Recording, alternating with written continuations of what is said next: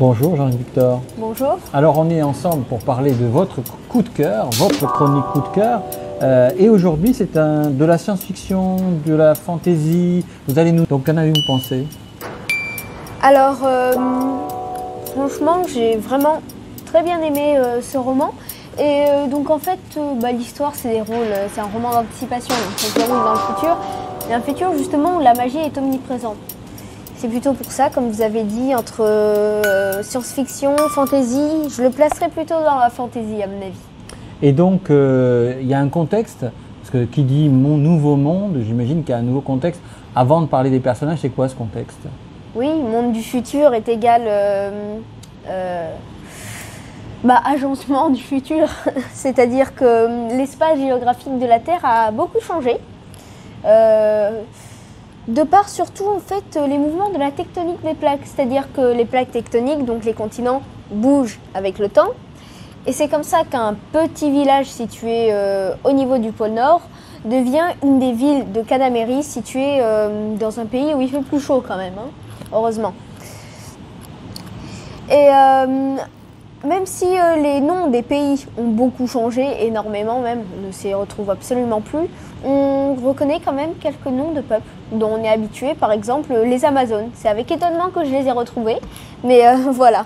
Et en termes de personnages, alors cet Ander, c'est un personnage, j'imagine, central?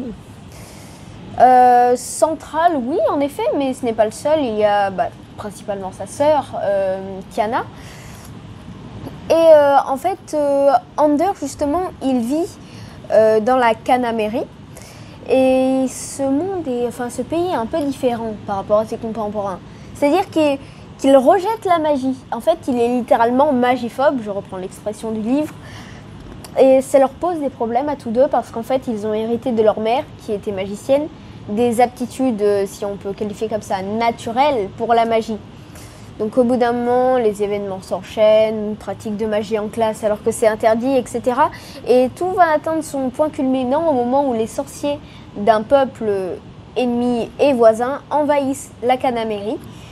Mais en fait, même si Ander assiste aux événements des combats, il va d'un coup se retrouver téléporté dans un pays d'où il ignore tout, un autre pays. Et il va se découvrir une curieuse ascendance qui va le mener jusqu'au trône. Alors, vous pourriez me dire, c'est la bonne fortune pour un Canamérien en plus qui était interdit de magie, mais qui va pourtant là être obligé d'apprendre la magie. Mais en fait, on va vite s'apercevoir que les ennuis couvent et que un mystérieux collier va poser un problème à sa sécurité. Je vous rassure, on ne le trouve pas sur le marché en Nouvelle-Calédonie. Alors justement, on est entre magie, réalité, la couverture est mystérieuse, une espèce de pentacle, même pas, parce qu'il y a 6 branches, donc c'est autre chose. Et donc là, on baigne dans un monde... Oui, en effet. On baigne un peu dans le flou, comme l'indique la couverture, les ronds flous. En fait, on retrouve plusieurs disciplines, si on peut appeler ça comme ça, que l'on connaît déjà de la magie, pouvoir psychique, distorsion de l'espace-temps. Mais on en découvre de nouvelles, comme par exemple la radiance ou la biochimie. Et malgré ça, je trouve quand même qu'il y a une grande part, le livre reste quand même vraiment ancré dans le monde réel. Il possède plusieurs analogies avec le monde réel. Vous avez aimé ce monde Ander, le style de Kevin Gallo? Oui, vraiment. C'est-à-dire que pour moi, la fantaisie est vraiment accessible dans ce roman. Et j'ai vraiment aimé la manière dont il était rédigé. Ça m'a rappelé un autre roman. Est-ce que ça se finit bien? Sans tout dire. Dans un sens, ça se finit bien. Dans l'autre sens, on se dit ça m'a laissé un peu sur ma faim. J'attends peut-être un peu une suite. Et justement, concernant, je reprends, désolé, mais au niveau de la démocratie, on trouve également que l'opinion publique est également très présente.